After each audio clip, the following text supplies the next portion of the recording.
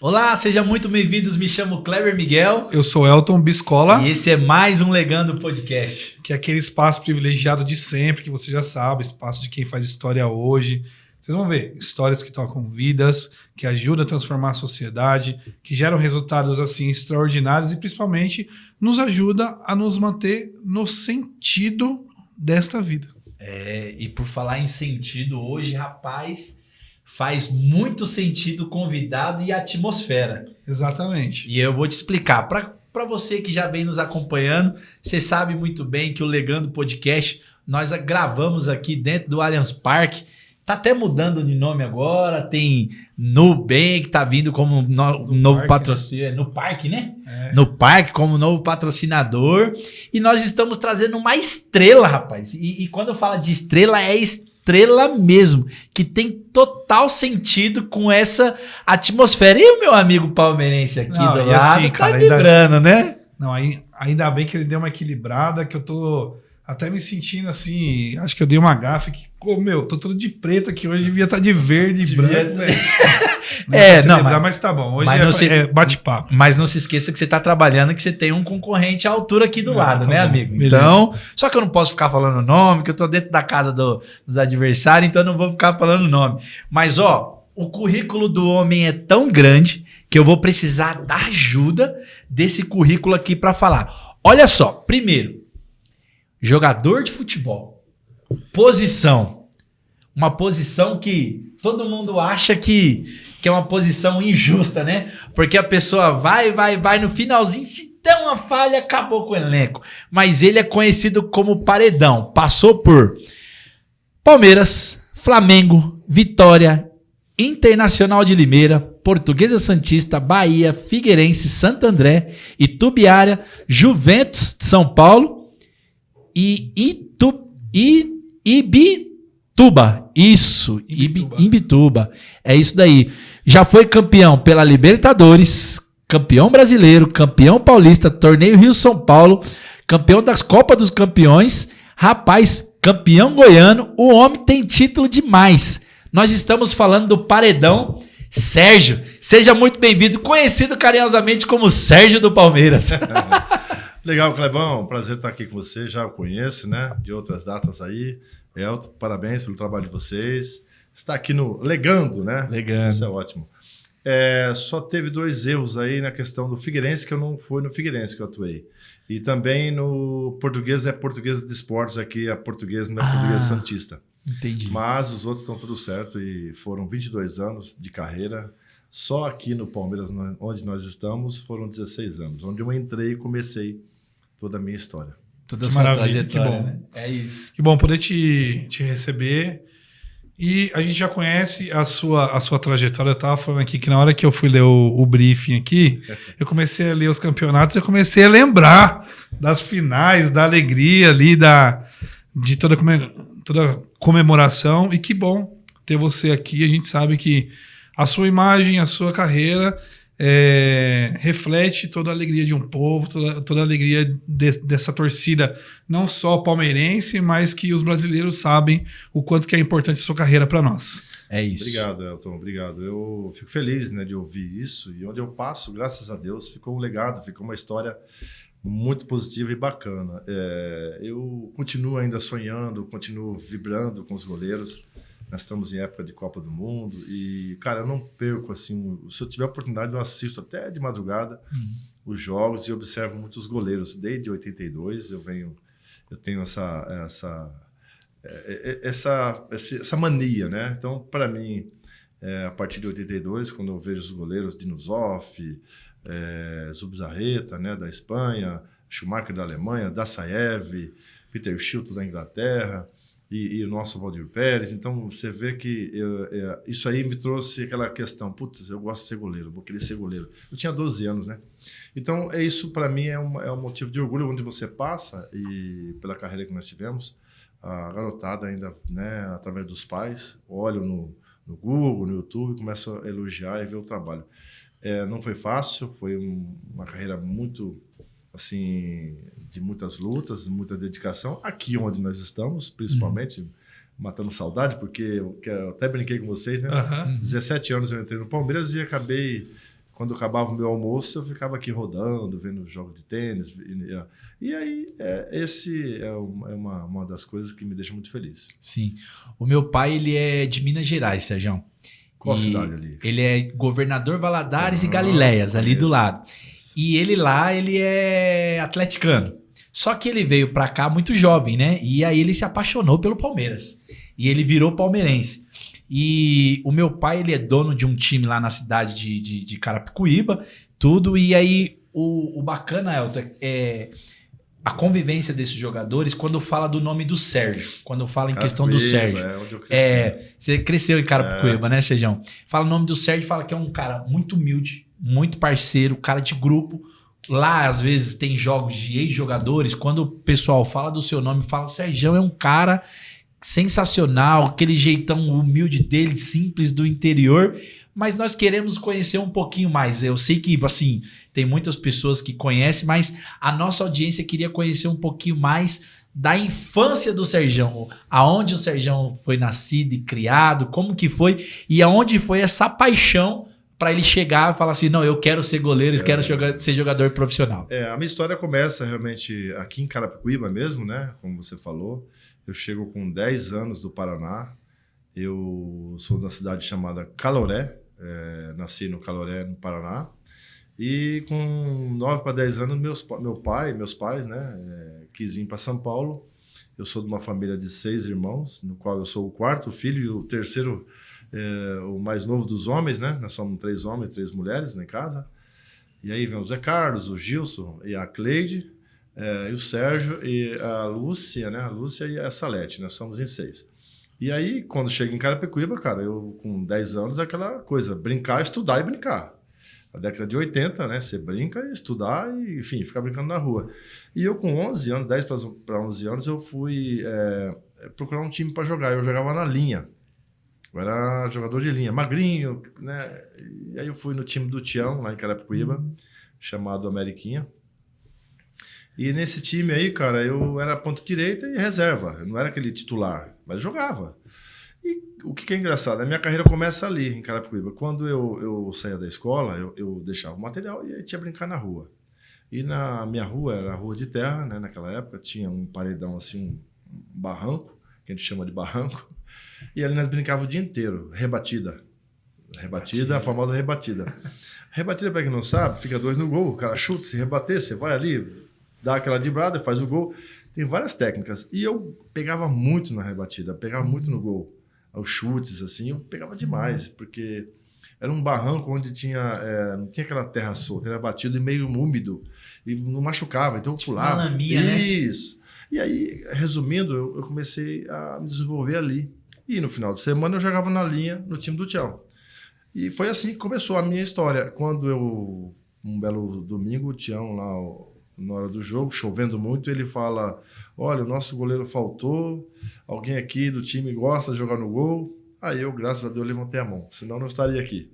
Olha só. Aí eu levantei a mão e falei, eu gosto, eu brinco no gol, né? E eu posso fazer esse momento aí. Ele me colocou no gol, fechei o gol, chovendo nesse dia.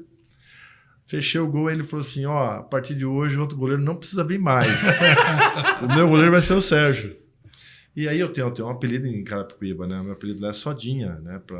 Para muitos, né? Por que Sodinha? Eu quase não falo isso. Soda se dá por conta de um refrigerante lá no Paraná. Eu tenho 3 primos, né? E a gente brincava muito, da mesma idade. Os primos, 3 vão para lá, 3 vão para cá, e nós brincava lá no Paraná. Eu tinha 7, 8 anos. E vai aquele moleque muito arteiro, assim. E ele levou uma bolada na boca do estômago, tal chute, não sei, meu primo me deu. E eu desmaiei ali, fiquei. E minha mãe foi levar para o pronto-socorro lá no Paraná, né? No Caloré. E aí meu pai estava ali no bar, ali, tomando uma com os caras lá, me chamou. O que foi? Minha mãe falou, olha, traz ele aqui. Aí me deu uma sodinha, eu voltei. Para quê? Meu apelido ficou Sodinha. E aí, vindo para São Paulo, meus irmãos, não, Soda, aí começou, ali em Carapicuíba, aí começou. Então, ali na região onde eu cresci, infância minha, meu apelido é Sodinha. Nossa. E engraçado que passaram-se vários anos, né, um pouco mais para frente, quando eu era profissional, e no Parque Antártica, quando eu jogava aqui, né, Eu escutava lá no fundo alguém me chamar, ô Sodinha! Eu falei, esse aí é da minha área, esse é da minha região. Então foi assim a minha história. Eu comecei jogando dessa forma. E aí eu me tornei o goleiro Sérgio e comecei. Na minha época, no time era Dentinho, 11 e 12, Dente, né, que é 14 e 15. E Dentão é 16 e 17. E essa era a modalidade na época, né? E aí, o dentinho, o pessoal chama também de dente de leite, né? Era dentinho ou dente de leite. E aí começa a minha história, eu começo a jogar e tal, e depois com 14 anos eu começo a jogar salão, começo a dar o esticão na minha escola, e começo a jogar na vila ali, aí começo a jogar na várzea, simplificando um pouco. Com 16 para 17 anos, eu dei o esticão, comecei a jogar na várzea. Trabalhava na metalúrgica e jogava no final de semana. E aí, um belo dia, eu joguei uns jogos abertos por Osasco, juntamente com um amigo meu que chama o Gerry, né, que é lá da vila. O Gerry Leandro, que hoje é um grande amigo, e ali começa a minha história como profissional. Aí eu vou para o Osasco, eu trabalhava na metalúrgica, final de semana eu jogava para o Osasco. E aí o Osasco nós jogamos Jogos Abertos. Jogos Abertos. E aí eu fui muito bem nos Jogos Abertos. Sim. Fui vice-campeão. Osasco e Itaquaquecetuba. Adivinha quem estava no Itaquaquecetuba? Ninguém era conhecido na época, mas o Cafu. O Cafu estava no Itaquaquecetuba. Essa parte da eles história foram dele eu não campeões e eu fui vice. Eu tenho a medalha até hoje lá em casa do governo de São Paulo, tá lá assim.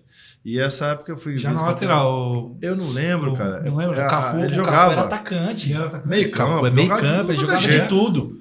De tudo. Lateral, acho que foi o Tele que colocou ele na lateral. E ele, cara, eu até falo com ele, brinco que era da mesma época, ele lembra disso também. Só que assim, tá lá gravado, né? E aí eu começo a receber os convites. Isso foi em 88, né? Eu tinha 17 anos. Aí eu começo a receber os convites, e aí o meu treinador, que é o seu Marchetti, ele, na virada de 88 para 89, o Palmeiras chamou ele para tomar conta do juvenil e dos juniores, que naquela época era juvenil, juniores e o profissional. Não era igual hoje a base, 13, 14, 15. Era 14, 15, 16, 17 os júniores e aí o profissional. E aí eu venho. Aí ele falou assim, não precisa ir nos times não, que eu fui convidado pelo São Bento e o 15 Piracicaba. Aí ele falou, não vai nesses times não, vou te levar para o Palmeiras para você ficar lá em período de teste. Aí veio eu, o Leandro, né, o Gerry, veio uns 10 jogadores de Osasco, ficamos aqui em teste. Aí eu passei no teste, inclusive no jogo, tem uma história também bacana, se me permite falar. Eu estava treinando 3 meses, treinando aqui. Aí o Leão mandou, na época o Leão era treinador do profissional, mandou o Zé Mário, que é o treinador de goleiro, olhar os goleiros da base. Porque nós não tínhamos treinador de goleiro, a base, naquela época. E ele veio treinar a base para ver quem tinha condições de ficar ali e passar os goleiros. E como tinha o Wilton e o Paulo, eles eram já consagrados aqui no clube, eles eram goleiros dos juniores, titulares, e eu estava vindo para passar no teste. E aí eu treinava mais ou menos, não sabia treinar direito, mas jogar eu sabia jogar. Eu era o cara de jogo. Aí o Zé Mário olhou treinando e falou assim para o seu Marchetti, olha, o goleiro não está muito bem nos treinamentos e tal, então eu preciso ver ele jogando, porque se ele não for bem, vamos ter que mandar ele embora. Assim. E eu sem saber de nada. Aí o seu Marchetti falou assim, tá bom, ele vai jogar agora um sábado contra o Clube Pinheiros, eu tenho essa foto até hoje. Contra o Clube Pinheiros, você vai lá e vê ele jogando, porque treino é treino e jogo é jogo, ele está ainda se adaptando aos treinamentos. Eu conheço o meu goleiro que eu trouxe, mas vai lá ver ele jogando e você dá uma análise melhor. E isso ele não falou comigo, não sabia de nada. E eu fui jogar contra o Clube Pinheiros, e o que eu tinha no jogo? Eu era rápido, tinha uma boa reposição, um goleiro arrojado e eu pegava bem. Então isso me ajudou muito. O que aconteceu? 1-0, 2-0 para nós, pênalti para o adversário. Fui lá e peguei. Isso é verdade. E aí o segundo tempo, e o Zé Mário estava lá quieto olhando, ninguém me avisou nada, ele só foi lá para ver o jogo. E eu, o segundo tempo, voltou, 3-0 para nós, o adversário foi, no finalzinho, eu pegando bem, outro pênalti. Defendi de novo. Então eu defendi 2 pênaltis, aí o Zé Mário fala assim pro seu Marchetti, realmente, nós temos uma pedra bruta para lapidar. Pode passar o menino. E aí começa a minha história no Palmeiras. E aí, o resto você já sabe. Eu dei uma simplificada, porque senão ele fica até... Sim, não. Falando de carreira, memória. Falando de carreira, então queria dar um pulinho e ir para 93 ali. O Palmeiras estava vivendo uma fase de passagem, né? Estava saindo de um jejum. Como é que era o clima ali no vestiário, nos bastidores dos jogadores? Então, Elton, a gente vai para a final em 92 já, né? Contra o São Paulo, time do nosso amigo aqui, o Kleber. O São Paulo era o time a ser batido. O São Paulo tinha um grande time em 92, 93, 91. E aí, em 92, nós fomos para a final e eu era reserva do César. O César foi o primeiro goleiro, e só que o Palmeiras não conseguiu, né? Na chegada da Parmalat já fomos para a final. Só que o Palmeiras não conseguiu vencer o São Paulo. O São Paulo foi campeão. Aí vem 93, como você me pergunta. Aí o Palmeiras, o que ele faz? O Vanderlei Luxemburgo chega, o Veloso, que já era ídolo do Palmeiras, estava emprestado, voltou. Aí o Sérgio aqui fica de segundo goleiro e ele sobe o Marcos para terceiro, porque o César, quando volta do ano seguinte, ele volta e opera os dois joelhos. Ele estava mal do joelho. Começa a história ali. Quando o Palmeiras começa a jogar no interior, ganhamos o primeiro jogo, segundo jogo, terceiro jogo. Quando foi no quarto jogo aqui no Parque Antártica, chovendo, à noite contra o Rio Branco de Americana, me lembro muito bem, eu estava no banco, o Veloso estava jogando, ele era o titular, e ninguém sabia quem era o Sérgio ainda, né? Só que eu vinha crescendo cada vez mais, treinando muito bem. Aí o Veloso faz uma defesa na virada do primeiro tempo, ele machuca a mão. Quando nós descemos para o vestiário, aí eu estou ali brincando com o pessoal ali, o pessoal fica lá dentro fazendo a palestra, né? Uhum. Os titulares, aí o reserva fica aqui brincando no outro lugar ali. Aí o Zé Mário, que é o treinador de goleiro, veio e falou assim, ó, jogou a bola assim para mim e falou assim, você vai entrar. O Veloso machucou, não vai voltar. Deu meio aquele choque, né? Aquele gelo. Gelei de cima e embaixo. Falei, nossa, responsabilidade 2-0 para o adversário, chovendo. Aí eu falei, vamos lá. E aí eu comecei a aquecer, dar aquela soltada, né? E aí você entra, chovendo. Eu me lembro muito bem que empatamos o jogo com o Evair, acho que com o Edmundo, não lembro quem fez o outro gol. E empatamos o jogo, aí eu fiz uma defesa no finalzinho, bem aqui, o cara chutou, chovendo. Fui bem no segundo tempo, não comprometi. Beleza, no outro dia eu volto para me apresentar, tá lá o Veloso, junto com os repórteres, né? Porque os repórteres naquela época, eles ficavam ali nas imediações, podia ficar ali perto da porta. E eu vi o Veloso cercado de vários repórteres, aí eu olhei assim e falei, caramba, o que tá acontecendo, né? Aí eu vi, o pessoal, quando me viram, eles vieram correndo para mim, deixaram o Veloso e vieram... Aí eu corri para dentro do vestiário, porque não sabia o que aconteceu. Quando cheguei lá dentro, o roupeiro falou, tá aqui a sua roupa, vai lá na salinha que o Vanderlei, a diretoria, tá tudo esperando você lá. Aí eu fui lá, tava o Vanderlei, Luxemburgo, o Cipulo, que é o diretor, o Brunoro e o Zé Mário, que é o treinador de goleiro. O Brunoro era da Parmalat. E o Marcão do lado. O Marcão tava lá já. Olha, você tem 3 ou 4 jogos para você se apresentar bem, porque você é jovem, fez um time para ser campeão. Se você não for bem, nós vamos contratar outro goleiro. Assim, simplesmente assim. Ué? Assim. Eu falei, beleza, então é minha vez, né? É a sua vez, você e o Marcos. Aí o Zé Mário, que é o treinador de goleiro, falou, ó, eu treino os meninos, eu sei que eles vão dar conta do recado, fiquem tranquilos que a gente vai dar conta, e eu vou ajudá-los, deixa comigo. E aí foi assim a conversa. Aí começa o jogo, aí começa a minha estreia contra o Santos, 3-1, a Ponte Preta 2-2, aí tem um jogo no final de semana contra o Corinthians, aí começa aquela história toda. Sérgio casa e sonha com o Neto. Sérgio casa e dorme com o Marcos, porque o Marcos era meu parceiro de quarto. Então tem tudo isso. E eu começo a jogar e começo a ir bem, e aí começa a história de 93. Legal, essa história de 93 ela é muito bacana, que ela puxa também um gancho pela sua liderança que você tem, né, com o grupo.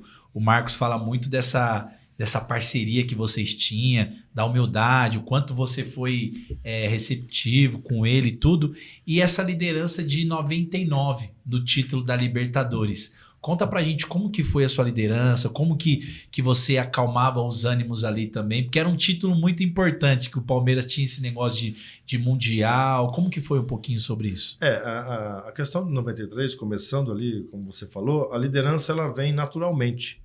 O Marcos era mais jovem, e eu, começando a minha carreira, o que eu ouvia? Eu tinha que perceber onde eu tinha que encostar, aprender. E uma das pessoas que me deu muita força naquela época foi o César Sampaio, o Evair, são grandes amigos meus hoje, o Zinho. Eles eram os líderes, né? Então, eu, Edmundo, Roberto Carlos, desculpa, a gente era mais novo, então a gente tinha que aprender. Tudo para nós era novidade. Você chegar numa final, disputar, tudo era a primeira vez. Então, o que a gente ouvia? Os mais velhos. O Sampaio, então, nem se fala. Reunia todo jogo, conversava, a gente vai aprendendo com esses caras. E aí passa 93, passa 94, a gente começa a ganhar aqueles títulos, vamos lá para 99, como você perguntou. Quando chega 99, bom, voltando um pouquinho em 93, acabei esquecendo de falar do Marcos, né? Que aí ele fica comigo ali, eu acabei, né, convidando ele para morar, para jantar na minha casa, e ele vai e fica 1 ano e meio na minha casa. Ele morava debaixo da arquibancada, e nós nos tornamos ali os concorrentes da mesma posição, porém irmãos como amigos, assim, irmãos, né? Nunca tivemos problema nenhum, respeitamos muito um ao outro. Isso foi uma parceria que, para o Palmeiras, foi muito boa, né? Porque 2 goleiros disputando o mesmo espaço. Alto nível. Inclusive, aqui já fica o convite. Marcão, queremos você aqui nessa bancada para contar suas histórias, essas histórias engraçadas que você conta. Ele é mais difícil, porque o homem não sai de casa. Mas quem sabe, né? Quem sabe aqui do lado, pertinho, né? Então foi isso. Aí nós seguimos juntos e aí eu fui campeão paulista, né? 93, campeão Rio-São Paulo, brasileiro. Só em 93, Elton, só para você entender como você é palmeirense agora, né? Sim. Eu fui campeão paulista, tinha um time da fila, juntamente com meus companheiros. Depois fomos para o Rio-São Paulo, final no Pacaembu. Fomos campeões em cima do Corinthians de novo. Aí teve o brasileiro, que eu fui o melhor goleiro do brasileiro. Fomos campeões em cima do Vitória da Bahia. Aí fomos viajar para o torneio de Parma. Que lá é Parma, o Peñarol, Boca Juniors e Palmeiras, os 4 times que eram patrocinados pela Parmalat. Pela Parmalat. Você imagina esse torneio. Nossa! Aí nós jogamos 2 jogos lá e fomos para a final.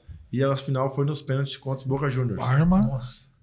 o Boca. Parma, time do Tafarel, Boca Juniors, Peñarol, do Uruguai e Palmeiras. Os 4 times patrocinados. No Boca Juniors já estava o Riquelme? Já. Não, o Riquelme veio depois. Veio mas depois, era um timaço. Era um timaço, né? Aí a gente ganha lá nos pênaltis, onde eu pego 2 pênaltis e aí eu consigo passar 93 com 4 títulos. E aí tem os outros títulos, né? Então, no Palmeiras, resumindo, eu tenho 10 títulos conquistados e 333 jogos como titular. Só para dar uma... E aí nós vamos para 99, como você perguntou. Chegamos lá e eu comecei uma história onde o Marcos, ele tá esperando a oportunidade dele, eu volto de empréstimo e aí eu começo a integrar como 3º goleiro.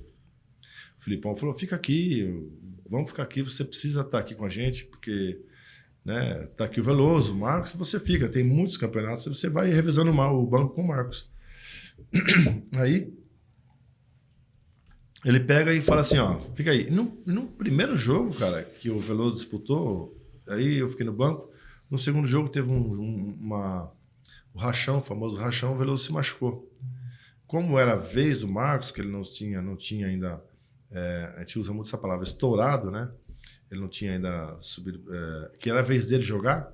O Felipão falou, Sérgio, é a vez do Marcos, você já tem na sua conquista, você já é ídolo do clube, mas o Marcos está na frente. Então eu falei, professor, estou aqui para ajudar, estou aqui para somar, e eu respeito muito o Marcos, é a vez dele, vamos embora, estou junto. E aí foi, né, onde acontece tudo o que aconteceu em 99. Então isso me trouxe muita bagagem, como relação até 99, como experiência vivida mesmo, né? Isso, e isso reforça esse papel que você puxou bem. Eu acabei tendo um equívoco de pular de 93 para 99, muito para falar sobre essa sua liderança mesmo. Porque é uma pessoa que um líder, ele tem humildade. Sim. Né? Você já tinha uma história, você estava um pouco à frente, mas você falou, não, ali se é o papel, eu tô aqui para somar, para ajudar. Entendeu? Então esse é o papel do líder. Então foi muito importante essa sua humildade, né? Todo líder tem essa humildade, né, Sérgio? E Kleber, eu vou falar uma coisa sobre humildade rapidamente para passar para o seu público, que eu aprendi muito com o Vanderlei nessa questão. Então, assim, eu era muito humilde. Isso acabou até me atrapalhando um pouco no quesito de você crescer dentro da sua empresa, dentro do seu trabalho, dentro de você se posicionar um pouco mais, falar um pouco mais e você ter um pouco mais de credibilidade, de personalidade. Eu aprendi uma coisa que isso vale para todo mundo, tá? A humildade, ela é essencial, ela vem do ser humano. Mas existia uma frase que eu guardei muito e eu comecei a trabalhar um pouco em cima disso. Isso me ajudou bastante no meu crescimento. Então, isso vale para muita gente. Humildade com personalidade. Isso foi uma frase do Vanderlei. Porque se você for humilde demais, as pessoas pisam em cima de você. Sim. Você acaba ficando lá embaixo e a humildade, ela é excelente. Mas a personalidade, ela é importante. Então, Então, você se posicionar na hora certa, você ter a sua opinião e você colocar isso na mesa é importante. Você cresce. Isso foi que eu implantei um pouco mais para frente e me ajudou bastante. Isso não quer dizer que você esteja errado. Você tem que se posicionar. É porque na verdade, não é o problema seu ser humilde. É que as pessoas, muitas vezes, não sabem lidar com isso e acabam até prejudicando a outra pessoa que é mais humilde, que dá a vez para o outro. Sim. Né? E aí, eu acho que é muito sábio mesmo da parte do Vanderlei. Tem que ter a sua personalidade, porque senão você acaba abrindo mão de si mesmo, não só na área profissional, mas em tudo, né? Contra pessoas que não conseguem te valorizar, né? Por exemplo, no esporte, né? Você ter a sua autoconfiança, você se impor, você mostrar para as pessoas que você é capaz, que você tem qualidade técnica, tática e física para aquilo. Então, a humildade, ela respeita. A humildade é você respeitar a sua chance, ser humilde e reconhecer, às vezes, o seu erro, reconhecer que você precisa esperar. Mas eu te digo uma coisa, o que é ser humilde? É isso. Mas você mostrar só nas questões, só no movimento, é uma coisa. Né? Com ações. E é uma coisa. Agora, você falar faz parte também. Você se posiciona. Então, eu aprendi muito isso. Sim. Porque senão a pessoa do outro lado fala assim, cara, mas ele demora para entender. Quando você fala, ele vai e entende. Por exemplo, eu dou conta disso, eu sou o cara, eu vou fazer isso, eu consigo. O cara, quando chega assim, com essa personalidade, você fala, cara, opa, esse cara aí é diferente. Então, ele mostra para o grupo que ele é um cara confiante. Sim. E eu aprendi muito no esporte o seguinte, a palavra confiança, ela é essencial para o cara evoluir. Porque sem confiança em você mesmo, você não vai para lugar nenhum. Você pode ter técnica, você pode ser o cara, mas se você não confia no que você vai fazer, como é que você vai executar aquilo? Então, eu tinha isso, tinha confiança, eu tinha personalidade, só que eu ficava meio preso. Eu demonstrava em ações, em gestos, em defesas. Não, eu vou conseguir, eu faço, pode deixar comigo. E eu sou esse cara que você precisa. Você tem que se posicionar. Que legal. Porque às vezes o cara não sabe. Sim, verdade. Sérgio, queria aproveitar então esse gancho e te perguntar duas coisas. A primeira, se tem alguma defesa, algum jogo que você considera que foi o mais difícil na sua carreira ou decisivo. Então essa é a primeira pergunta. A segunda pergunta, você acha que essa nova geração, por exemplo, olhando para essa molecada que está na Copa, na seleção, você acha que eles contam com essa segurança, com essa confiança que você está falando, ou eles usam outros recursos? Como é que você avalia esse pessoal? Então, começando para as defesas, você é o goleiro, você está ali para defender todas que vêm. E o que a gente faz? A gente está ali para botar a nossa cara. Quando você vai defender uma partida, muitos falam, o goleiro é meio doido, né? E a gente tem que ser doido nessa hora. Porque você não pode ter medo de bolada, você não pode ter receio. Você é o cara que tá ali para defender, cara. Então, o que você faz? Tem um time que tá atacando, tá fazendo de tudo para fazer o gol. E você é o cara pronto para defender aquela equipe. Então, você conta com a sua defesa, você conta com os seus jogadores que estão à sua frente. Você é o último homem. Todas as suas ações e atitudes, ela cai diretamente no seu conjunto, na sua equipe. Se você erra, se você falha, se você sai jogando errado, você prejudica um trabalho do treinador, de toda a sua equipe. Então, o goleiro, ele é ponto crucial, ele é um ponto de referência para o treinador, um ponto de confiança. Porque o treinador fala assim, não, ali eu estou tranquilo. Pode até errar. Sim. Mas, opa, esse cara aqui, goleiro, eu estou tranquilo. É isso que é o ponto de referência para o treinador. Então, para você chegar nesse nível, é muito treino, é muitos jogos. Você pode até errar, mas a torcida até fala, pô, esse cara é vencedor, esse cara aí... O erro faz parte. Como é que você vai acertar tudo? Agora, defesas, cara, eu fiz várias, assim, e uma que ficou marcada, mesmo perdendo, 99, eu joguei o primeiro jogo da final contra o Corinthians, onde nós perdemos por 3-1, ou se não me engano, 3-0, e eu fechei o gol, né? Foi um jogo onde eu fechei o gol, peguei uma bola assim do Edilson, uma cabeçada em cima da linha, cruzamento do Silvinho pela esquerda, ele cabeceia, aí eu pego em cima da linha assim e vou escorregando até a trave, ele chuta de novo, eu defendo 2 vezes. É uma defesa que foi marcada para mim. E tem uma também contra o Independiente, Mercosul. Lá eu consegui essas 2 defesas agora. 98? Não, 2000, acho. Eu consegui agora, através de um amigo meu, que é um assessor aqui, o Bruno. Ele falou, Bruno, só não tenho essa daí. 20, 30 anos já que eu tava procurando. Aí ele achou nesse jogo 2 defesas minhas fantásticas. Eu tava vendo a minha que eu lembrava, nunca tinha visto ela, e ele mandou 2. Então essa do Independente tá comigo também. Mas, cara, defesas assim, várias. Mas, por exemplo, tem uma que eu fiquei muito...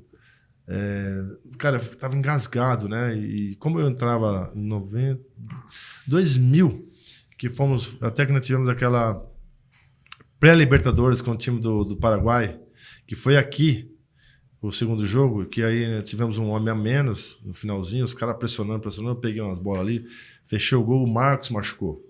E eu entrei no lugar dele. E o que acontecia? Que eu fiquei muito chateado, porque naquela época eu fechei o gol 2000, e 2001 o Marcos jogou a Libertadores. Ele foi jogar, voltou, jogou. E aí, quando o Marcos se machucou, eles colocaram eu aqui num jogo onde, cara, foi um teste para cardíaco. Eu saí do jogo, me isolei lá e fiquei meio que para baixo, assim. Foi o único jogo também, mas fiz a minha obrigação. Mas são coisas de vestiário, né? Sim. Mas assim, cara, jogos importantíssimos que eu fiz, assim, pelo Palmeiras, Copa dos Campeões, né? A gente foi lá desacreditado, ganhamos do Flamengo, do Sport na final. Então eu tenho, assim, memórias fantásticas sobre o Palmeiras. E é difícil o goleiro falar que a defesa mais importante foi um pênalti, né? Normalmente porque pênalti toda hora tá acontecendo. Agora, uma defesa difícil, né? E olha só, nós estamos falando de Copa do Mundo. Olha que interessante. Vamos falar um pouquinho sobre o gol que o Alisson tomou no primeiro jogo do Brasil. Olha que como a galera tá estudando bem a estatística. Dizem que por defesas difíceis, o Alisson era para ser o terceiro goleiro. Por incrível que pareça, o Éder, ele tem 0,32. O Ederson, né? O Ederson, o Alisson tem 0,32 de defesa difícil, ou seja, se for um pouquinho mais difícil, ele não pega. O Ederson tem 1,3 e, por incrível que pareça, o Everton, que saiu do Palmeiras recente, hoje ele tá no Grêmio, ele tem quase 3 pontos por defesas difíceis. Então o goleiro, ele normalmente quer mais essa defesa difícil. E aí eu te pergunto, quem foi o atacante que mais te deu trabalho, seja no treino, porque assim, às vezes a gente acha que o atacante que dá mais trabalho é do time adversário, mas às vezes é aquele no treino que judia de você, ou se tem um que foi fora do Palmeiras mesmo, que mais te deu trabalho? Kleber, assim, do Alisson, eu vou falar aqui do Alisson, do Everton, do Ederson, não. O Alisson, ele teve a chance em 2022 de fazer aquela defesa que era difícil, mas é justamente isso, as defesas difíceis ele não aparece. Sim. É muito raro. Mas ele é um goleiro de confiança do treinador, sabe? Sai jogando, é um goleiro mais frio, né? Suporta mais essas decisões.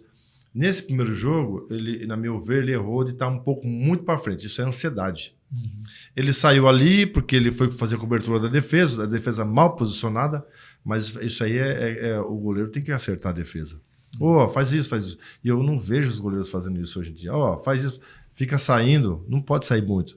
Então, assim, erros, tá? Técnicos ali que você pode consertar. Ele não fez, não foi falha dele. Agora, ele estava no lugar errado. Ele podia ficar mais no gol e esperar a decisão do atacante. Sim. Mas ele não esperou, teve aquela ansiedade. O goleiro toma a decisão uma vez só. Depois ele fez uma defesa boa, que também ele erra a primeira vez, que ele quer segurar. Sim. Ele podia ter espalmado. Mas ele se recompõe depois, faz uma defesaça, ajudou muito, mas é o primeiro jogo, né? Então acho que isso tudo muito vai do segundo jogo, nós vamos ver. Agora, o que você falou das defesas, né, do goleiro, enfim, se você me recorda. O atacante que mais te deu trabalho. O que mais me deu trabalho, a gente tem muito mais trabalho em jogo. O dia a dia dos treinamentos é prazeroso, né? Você está treinando, você está se divertindo, você faz relaxado, você faz. Agora, eu tive muito trabalho em treinamento, claro, Edmundo, Evair, esses caras, Pedrinho, chutar, cara, era difícil, os caras pegavam, a gente sofria muito. A falta do Roberto Carlos. Então. Chute a gol com o Roberto Carlos, você tá brincando. Botar a mão ali, mão boba, você quebra o dedo. Então, assim, o que mais me deu trabalho foi o Romário. Romário, eu joguei muito contra o Romário. O Romário se posicionava bem na área. E aquela área grande ali, ele era mestre, né? Ele se posicionava onde a bola ia passar. E ele era um exímio finalizador. Matava assim. Então, toda vez que ia jogar contra ele, eu já falava, ó, não deixa o baixinho sozinho, porque uma hora ou outra ele vai... E realmente, ele tem essa facilidade. E esse foi o cara que me deu muito trabalho. Evair me deu trabalho contra também, que joguei a favor e contra. Me deu muitos bichos, mas me deu trabalho também, o Edmundo. Então, essa galera aí, só craques, né? Miller, no São Paulo, imagina Miller, só. Pelo amor de Deus. Mas falar de Romário é covardia, né? Porque por mais que você falar pro zagueiro, ó, você tem que fazer a cobertura, não tem jeito. Ele sempre arrumava meio centímetro. Ele não precisava mais do que isso. Meio centímetro, ele antecipava e fazia o gol e pegava todo mundo de surpresa. O goleiro pegava todo mundo de surpresa. Mas esses foram... O Romário foi o atacante. E aí você falou da defesa. Agora, o jogo que mais te marcou, que você fala assim, ó, esse jogo aqui eu tenho gravado na memória que foi mais que me marcou. Foi um jogo de vitória, um jogo de empate, um jogo de derrota. Qual foi o jogo que mais te marcou na sua carreira? Olha, foram 333 jogos pelo Palmeiras, né? Como titular. Muitos marcaram as minhas vitórias. Mas eu tenho aí, logicamente, a primeira que me deu a ascensão e que me deu a oportunidade de seguir a minha carreira foi contra o Corinthians, em 93, né? Quando você está 17 anos na fila e você fazer parte daquele time, fez agora dia 12 de junho, 33 anos de tempo, né? Que nós ganhamos aquele título. E eu, como... assim, jovem, primeira vez que estava disputando a final, 22 anos, e aí você enfrenta o rival e você é campeão depois de 17 anos juntamente com aquela equipe, cara, o momento foi único para mim, né? Então esse jogo marcou muito esse título. Tanto é que hoje é reconhecido pelos torcedores palmeirenses como o título mais festejado, né? O de 93. 93. Então esse foi o jogo que mais te marcou. Mais me marcou. Né? E os goleiros são marcados assim... Parece que quando tá no auge, sempre aconteceu alguma coisa, né, Sérgio? Não tem a infraestrutura que tem hoje em questão de cuidado, de recuperação. Como que era essa questão do cuidado de vocês, o tempo de recuperação, quando vocês ficavam em lesão? Tinha muito isso de emprestar bastante os goleiros. Conta pra gente como que era, qual que era a diferença do tempo de recuperação para o que você vê de infraestrutura que os clubes têm hoje para recuperar melhor os seus jogadores. Hoje tem, assim, o goleiro titular, ele tem mais cuidados. Hoje o goleiro ele não tem muito aquela questão de você ser exposto. Não, ele está numa fase ruim, ele está ali guardado, ele é protegido. Na minha época, não. Na minha época, se ele estivesse bem, a torcida, a imprensa, caia de pau e, olha, não está bem, e você tem que suportar aquela situação sozinho. Hoje não, hoje você tem um filtro. Tem o setor de imprensa, do próprio clube, que brindam você ali, de você não ser atacado, de você não ser falar, de você não ter que dar entrevista. Então ajuda bastante, né, o cara a se recuperar. Agora, não tem como você fugir do jogo. No jogo você tem que provar que você está bem, né? Sim. Então a gente tinha essa facilidade de você não ir bem na quarta-feira, quando for no sábado, domingo, você tem outro jogo. E aí você, indo bem, você começa a apagar aqueles erros. Agora, você não foi bem e começa a descer, é uma fase que você tem que suportar. E como é que faz isso? Com treino, com dedicação. E aí você intensifica onde você está falhando mais, né? Então essa é a nossa... Agora você falou uma coisa. Os goleiros na minha época e hoje, eles são atletas, né? Sim. A gente tinha que ser atleta. Porque nada mais que 2, 3 quilos a mais, 4, 5 quilos a mais, você não sai do chão. Sim. Você pode pular na bola, mas pesa. Sim. Então a gente tinha lá, na minha época, por exemplo, eu tinha que pesar 88 quilos, tenho 1,89 m. Jogava com 88 quilos, 10% de gordura, tudo bonitinho ali, certo. Eu era rápido, magrelo. O Marcos tinha dificuldade às vezes em peso, mas tinha que treinar muito. Então os goleiros tinham que estar no peso, né? Se não tivesse no peso, é difícil. Sim. E aí, cabeça boa, tá no peso. E aí, hoje fazem isso com todos os atletas. Sim. Antes faziam, mas nem todo mundo seguia a regra, né? O jogador de linha, ele conseguia correr e dar uma escondidinha. Tanto é que você vê hoje as camisas dos caras e vê a camisa nossa antigamente. A camisa era solta. Por dentro do short, soltona. Hoje, vai ver vai ver o atleta lá. Estão falando que o Casimiro tá acima do peso, mas vai ver o cara lá. Você vê, você nota? Então, é isso aí, cara. 1 ou 2 quilos acima do peso já os caras cobram. Agora, essa diferença ainda, falando um pouco sobre as gerações, né? Você, até dentro de algumas iniciativas que tem de eventos, até depois queria falar sobre os projetos sociais que você tem e tal. Bom, tendo a oportunidade de falar com essa nova geração e olhando para a vida dos ex-jogadores, quais são os conselhos que você daria porque a aposentadoria chega, né? Chega. E foi bem, parabéns por essa pergunta. Cara, eu viso muito isso porque eu trabalho com os ex-jogadores. Eu tenho uma empresa, uma agência, que a gente faz os jogos esportivos dos Masters, né? Pelas prefeituras e algumas empresas aí no setor privado. O que acontece? Década de 70, 80, 90. Eu sou de 90. Você vê que o pessoal de 80 sofre mais, né? Porque eram jogadores que relativamente ganhavam bem, mas os contratos eram diferentes. 1 ano, na minha época já não era de 2, 3 anos, era de 1 ano também. E cada década que passa, vai subindo a régua em termos de valor. E 80, sem dúvida nenhuma, que os jogadores ganhavam bem, mas não igual de 90. E 90 não é igual de 2000. E vai subindo. Mas o que eu vi, o que eu vejo? Que hoje, por exemplo, a cabeça do cara de 40 é diferente da cabeça do cara de 22, 25, 24. Quando você joga, tá tudo certinho. Você tem as suas contas pagas, você tem seu carro, você tem seu apartamento, você começa a ajudar a família, você começa a fazer coisas que você não olha para frente. Isso é a cabeça do jogador com 24, 25 até os 30 anos. Ele vem de uma família mais simples e o que ele faz? Ele começa a ser o pilar não só da família dele, esposa e filho. É de mãe, é do pai, é dos irmãos e alguns agregados. Sim. Então, as pessoas começam a encostar e aí o cara ser bondoso demais, começa a pagar isso para um e aquele para outro, e aí vai. Quando você vai dar conta, com 38, quando você vai parar de jogar, você fala, cara, o que eu tenho? O que eu vou fazer? E aí você começa a ver que você fez muita burrada em termos financeiros. Hoje tem educação financeira. Eu, na minha época, o que eu tinha de educação financeira, eu comecei a ganhar dinheiro, eu comecei a investir em imóveis. Eu preciso comprar meu apartamento, preciso comprar a minha primeira casa para minha mãe, preciso comprar o meu carro agora que eu tenho desejo. Então eu fiz tudo isso primeiro, comprei meus apartamentos, e fui investindo em algumas outras coisas, no qual eu deixei.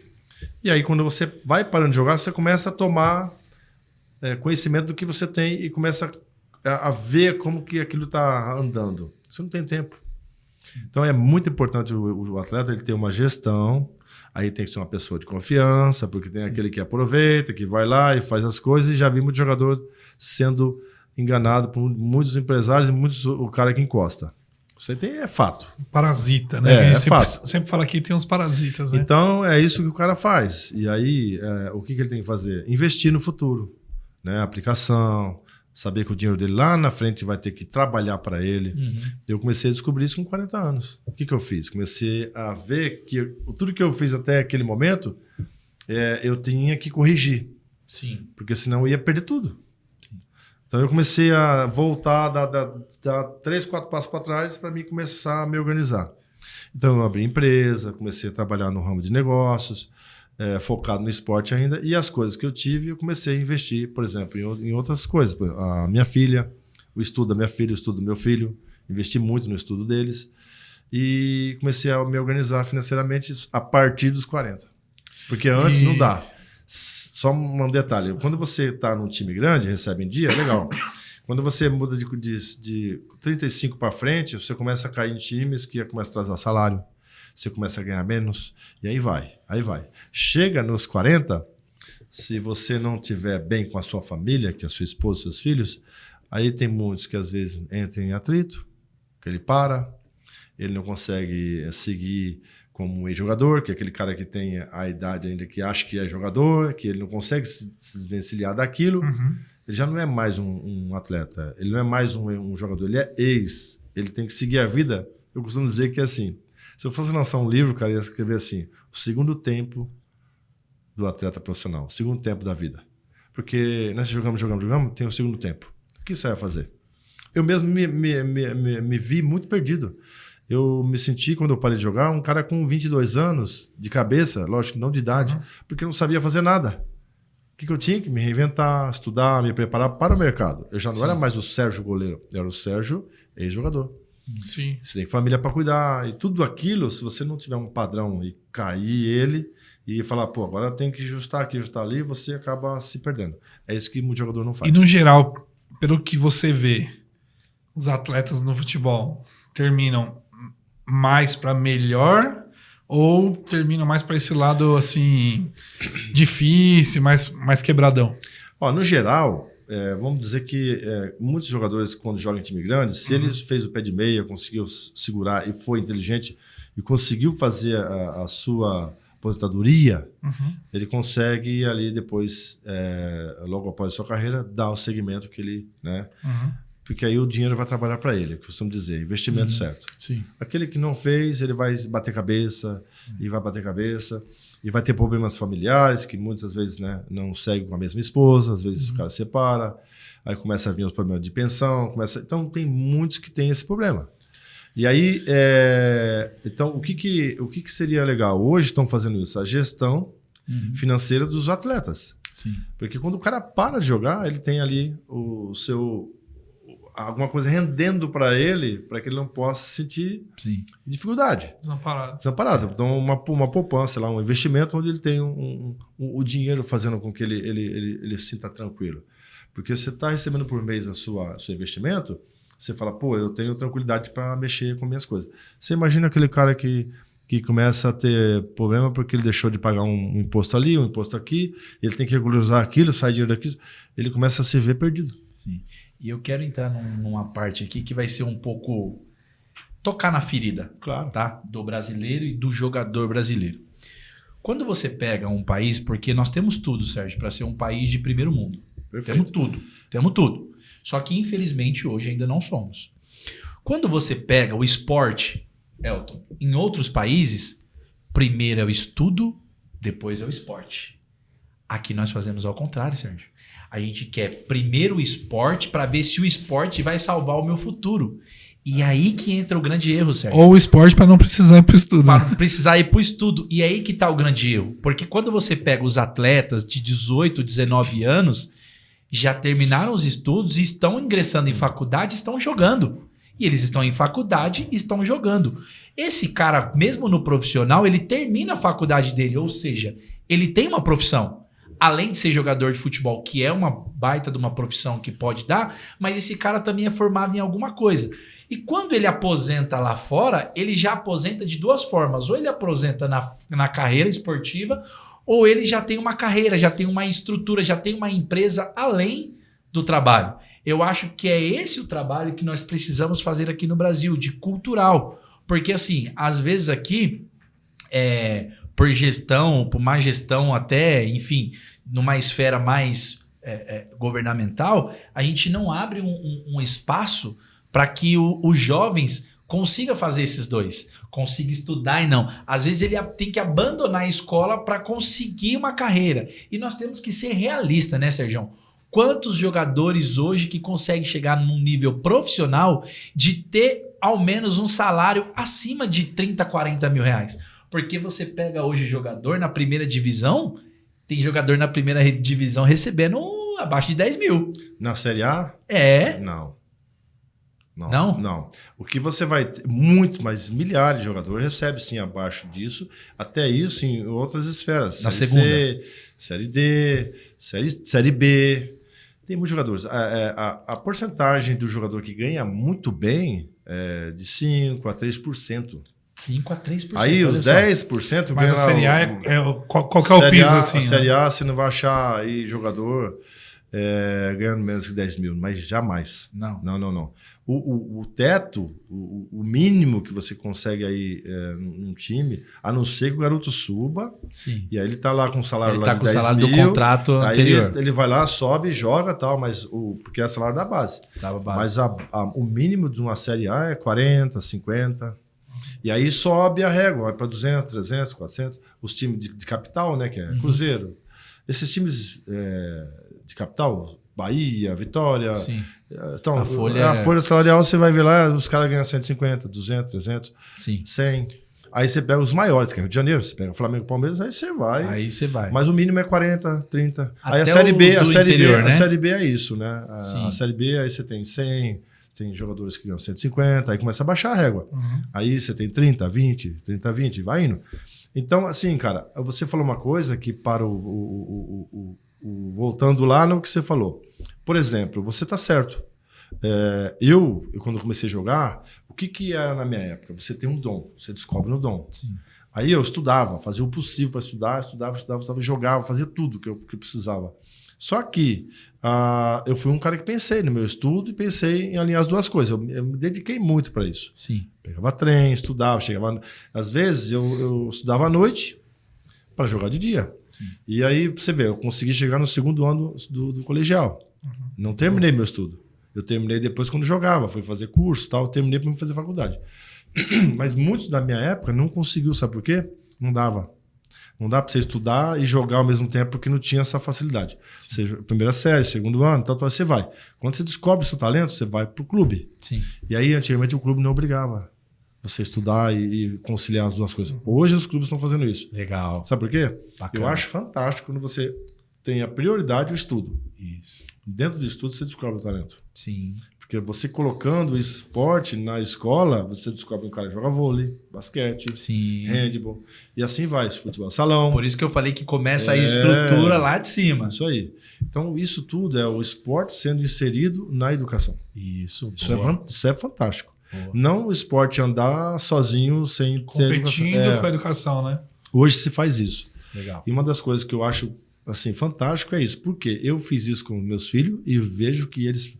A minha filha, por exemplo, o Lucas, meu filho, ele veio e jogou no Palmeiras aqui, ficou 2 meses, foi no meio de São Paulo, levou para o Audax. Aí o que eu fiz? Falei, Lucas, seguinte, o seu estudo você não vai abrir mão.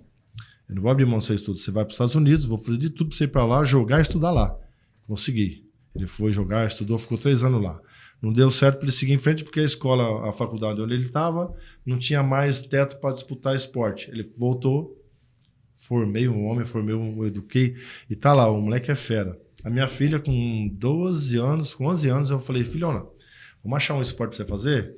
E aí, o que você gosta? Ah, pai, eu gosto de vôlei, né? Eu acho que o vôlei para mim tá bom. Eu botei ela com 11 anos no vôlei, falei assim, ó, você vai estudar e vai se dedicar.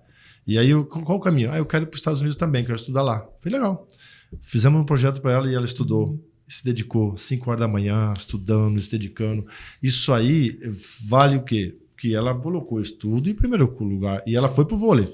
Jogou no Bradesco, foi levantadora, depois ela foi líbero. E com o vôlei e com o estudo, ela passou no TOEFL lá, que você tem que ter mais de 60 no inglês. Ela se dedicou e foi para os Estados Unidos. Com 18 anos, ela conseguiu para os Estados Unidos. Foi na faculdade. Agora, ela com 22 anos, ela se formou e casou lá. Achou um americano, que eu fui lá visitar agora. A família adora ela lá, adotaram ela. Então, assim, ela se formou e se dedicou e conseguiu estar lá hoje, realizada. Sim. E aí eu te pergunto, ela batalhou para isso. Sim. Então, o jovem tem que entender que não é fácil. Não. O estudo e o esporte, ao mesmo tempo, é dedicação pura. Sim. E, cara, para você chegar no nível hoje de um futebol, para você passar na peneira e chegar, é muita dedicação. Por isso que muitos desistem. Porque, às vezes, eles não conseguem passar a dificuldade.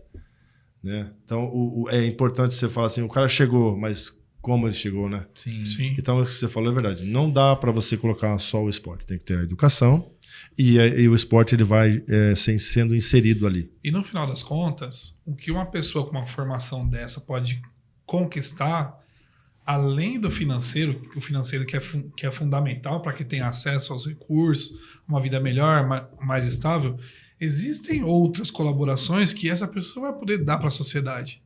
Existem outras colaborações outras coisas que a pessoa vai construir. Por exemplo, o cara que se aposenta do futebol, que está bem financeiramente, mas assim, o que mais esse cara vai entregar para a sociedade?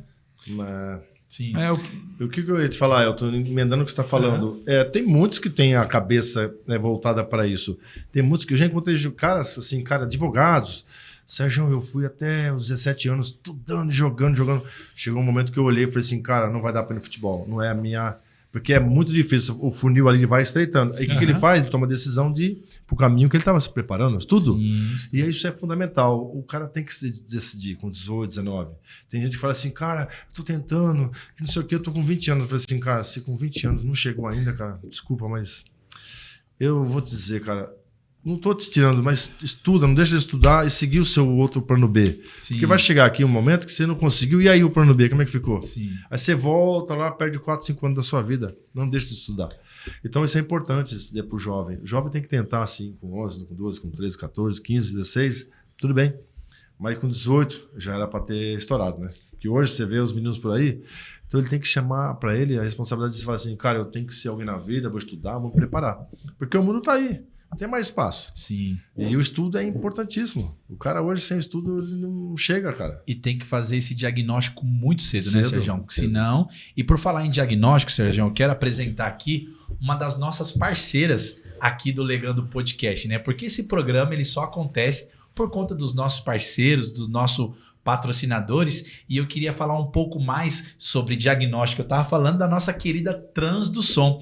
Transdusom é uma empresa de diagnóstico e imagens da região oeste. Nós temos unidades em Carapicuíba, Alphaville, que tem a unidade da mulher, temos a unidade em Jandira também. Olha só, você faz lá os seus exames preventivos, como exames de sangue, tomografia, olha só, ultrassom de última geração. Já imaginou?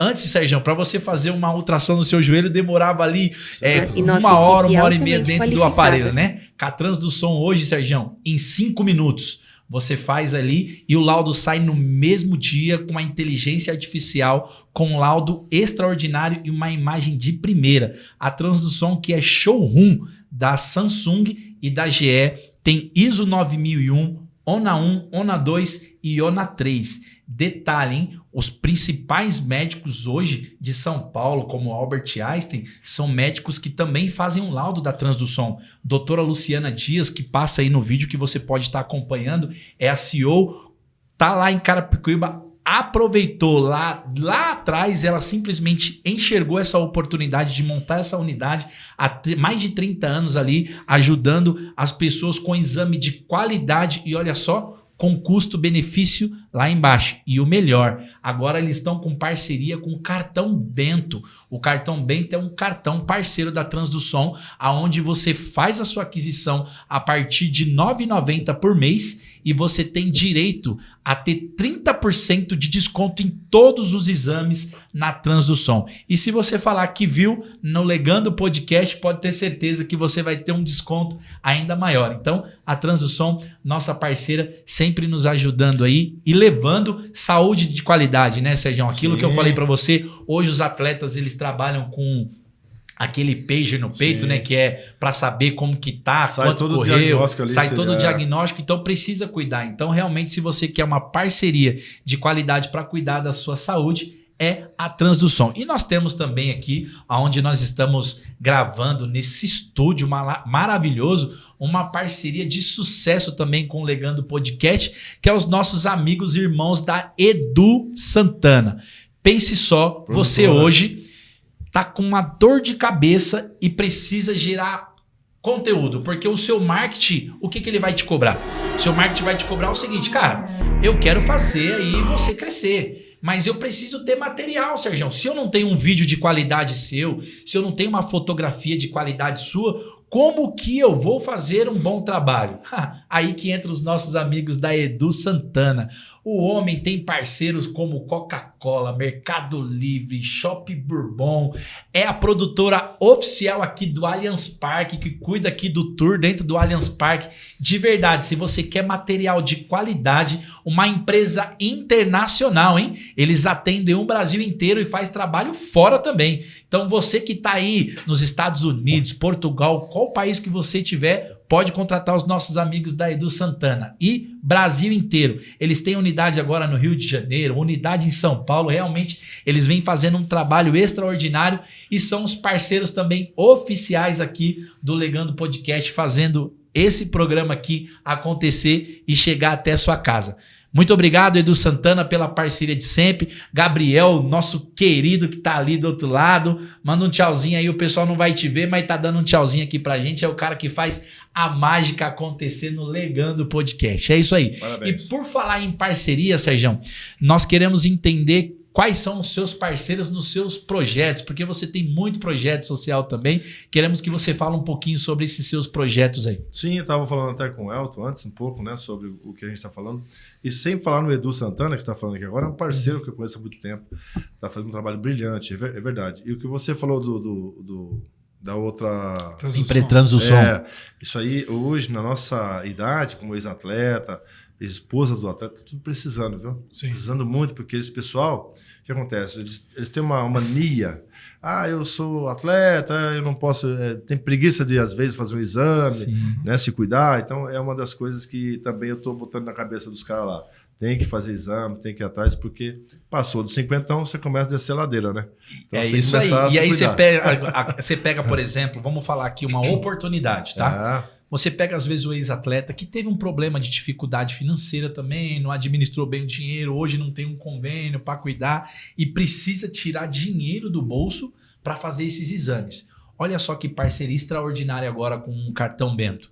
Eles podem entrar em contato com a Transdução ou aqui com o Legando Podcast mesmo e a gente dá essa oportunidade, um cartão que você, com uma taxa única de R$ 106,92, você fica coberto por um ano com 30% com todos os exames. Ou então ele pode parcelar em até 12 vezes no cartão, R$ 9,90 por mês. Olha que parcelinha. Muito bom. Então imagine o seu exame tá lá, o médico pediu tomografia, raio-x, exame de sangue, quando você vai ver é um absurdo. Mas na Transdução eu tenho certeza que vai sair baratinho com qualidade. Em breve, junto com o Cartão Bento, tem a plataforma de telemedicina. É isso daí. Importante também, isso é bom. Por distância, ele vai passar com o médico e fazer os exames lá. Isso é muito bom. Mas fala aí, esses atletas que precisam se cuidar junto com os seus projetos. Sim, na verdade, assim, eu estava falando pro Elton aqui que, né, a gente tem um projeto agora para esse ano, né? A gente está saindo com um pré-candidato a deputado, fui convidado.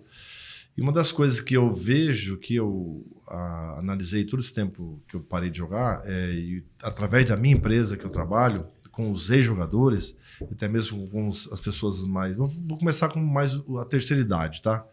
Depois eu vou falar dos jovens e das crianças. Vou começar por cima, por quê? Eu notei aí que tem uma lacuna muito importante e que existe um vazio. Por exemplo, o que eu percebi? A minha esposa hoje tem uma dificuldade, ela tá com fibromialgia, né? A gente vai para cima, às vezes vai no hospital, vai nos médicos, faz os exames, e ela tem uma dificuldade. Mas os amigos, eu comecei a pesquisar e o que eu vi nos projetos que eu vou ter pela frente aí, já faço muito projeto social, mas uma das coisas que eu percebi, Clebão, quando o cara vai, juntamente com você vai ver que vai de encontro que você acabou de anunciar.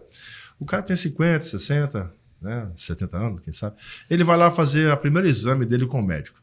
Olha o que os caras me falaram. É aí que entra o que eu acho que tem que ser feito no país e na cidade de São Paulo.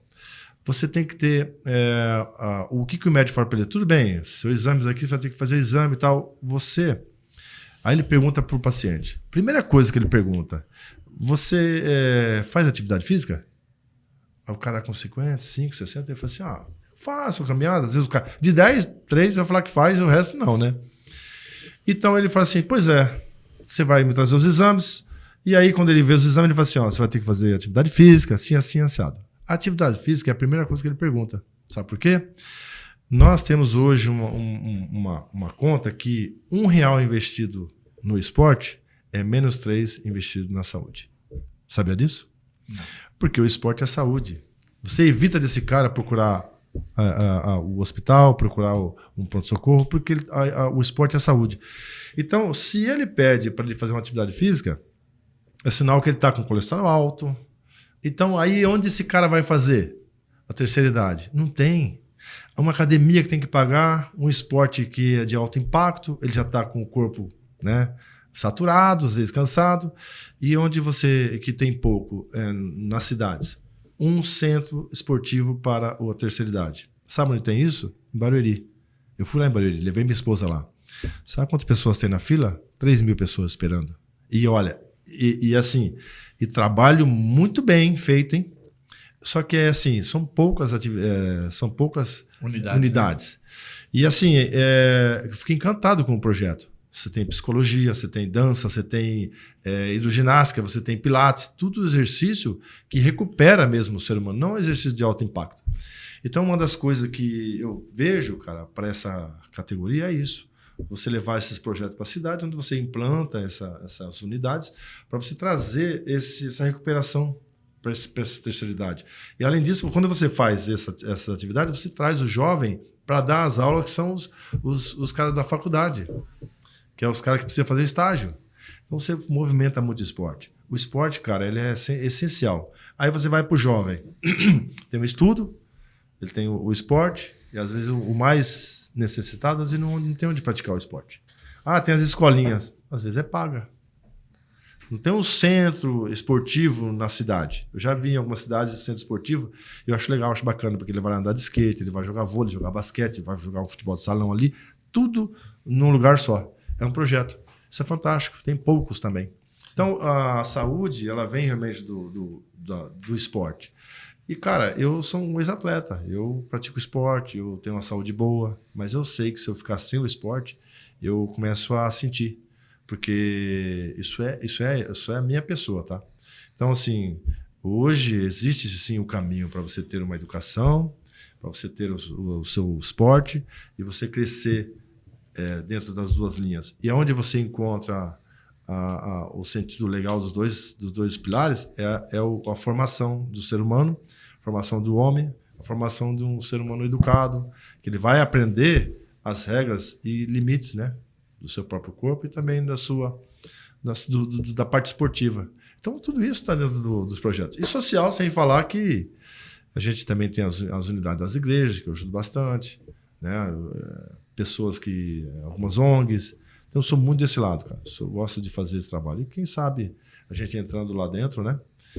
Que é o trabalho a ser feito para isso, nós vamos ter mais condições de ajudar. É isso. Maravilha. Muito obrigado. Nada. Uma alegria poder ter recebido você aqui. Tenho certeza que é um episódio histórico para nós. Obrigado. E toda essa colaboração sua, né? Tanto no esporte, como no social, como pessoa humana, né? Que possa inspirar muito mais legados, né? Que é essa juventude que nos acompanha. A gente tem um público, né, que busca inspiração, aquele jovem que a gente fala que é faca na caveira, que quer construir algo grande, algo significativo na sua vida. Sim. Com certeza hoje pode contar com uma história para inspirar e para dar para ele, apontar o caminho para ele. Kleber, você falando assim, eu me lembro quando eu era jovem e passo isso pro jovem, né? Cria dentro de você sonhos reais, não que você durma e reais, sonhe acordado. Imagine você jogando, imagine você vencendo, imagine você chegando no seu objetivo. Deus, né? Você tem que ter fé, primeiramente, confiar em você e acreditar em você. Porque vai ter pessoas, quando você quer uma coisa, sempre uma pessoa vai falar, não, sempre existe aquele que quer deixar você para baixo. Mas não se esqueça, projetos é começo, meio e fim. É como você colocar no Waze, né? Como você colocar ali no Google, aliás, no Google Maps. Você começa, só que você tem um destino para chegar. Sim. Se você não tiver destino, onde vai parar? Qualquer você não lugar. sabe onde vai. Então é isso aí, o projeto é esse, é começo, meio e fim. Você tem que chegar. E para isso, você tem que sonhar acordado, cara. Primeiramente, fé, confiança em você, e a fé precisa da religião. Você precisa ter confiança em Deus. Segundo é você acreditar em você mesmo e trabalhar para isso. E, cara, ser uma pessoa, nada vai ser fácil. Vencedora. Então, o meu conselho é isso. Você tem que se abdicar de muita coisa que está na rua, né? Às vezes você fala assim, eu estou começando, vejo o menino começando lá, ele já fala assim, então ele vai lá comer besteira, né? Tá na rua, ensina muita coisa errada, e se você quiser ser alguém, você tem que já começar a se disciplinar, né? Sim. Porque vai vir cobrança de todo lado. Então é isso, cara, não tem jeito. Agora, você vai escolher o seu caminho. E tem muitos caminhos bons, né? Não precisa também você chegar, não fui atleta. Vai ser um advogado, vai ser um doutor, vai ser um médico. Vai ser o que você quiser. Mas, primeiramente, coloque Deus na frente e a sua fé, confiança. Vai lá. É isso aí, Sergião. Obrigado pelo seu sim. A gente sabe que sua agenda é muito apertada. A gente já tentou diversas vezes trazer. Sempre o senhor estava viajando, estava com algum compromisso. Mas hoje deu certo. Realmente era para ser hoje. Obrigado pelo seu sim. As portas estão abertas para um segundo bate-papo aqui. A gente fazer uma outra resenha. contar um pouco mais as resenhas do Muitas. vestiário, que tem muitas, né? Aquelas que podem ser contadas, né, Sérgio? Tem muitas. Que tem algumas que os jogadores falam, pelo amor de fala, Deus, não entra fala. nessa história aí. O Vampeta diz que é o mais... quando ele abre a boca, todo mundo fica com medo. Lá vem o Vampeta com as histórias dele, O né? Vampeta e o Marcão, né? Marcão, Vampeta, Marcão. pelo amor de Deus, juntar os dois. Se juntar os dois, a resenha tá feita, né? Obrigado pelo seu Obrigadão. sim e estamos aqui à disposição. Tá bom? Obrigado, Kleber. Obrigado, Elton. Parabéns pelo programa.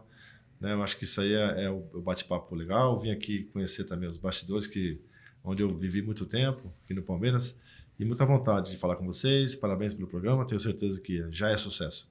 Tá? E simplesmente falando, obrigado pelo convite e deu tudo certo, né? Que bom. Maravilha. É isso daí. Eu me chamo Kleber Miguel. Eu sou Elton Biscola. E esse foi mais um Legando Podcast. Até o próximo programa, se Deus quiser. Fique com Deus.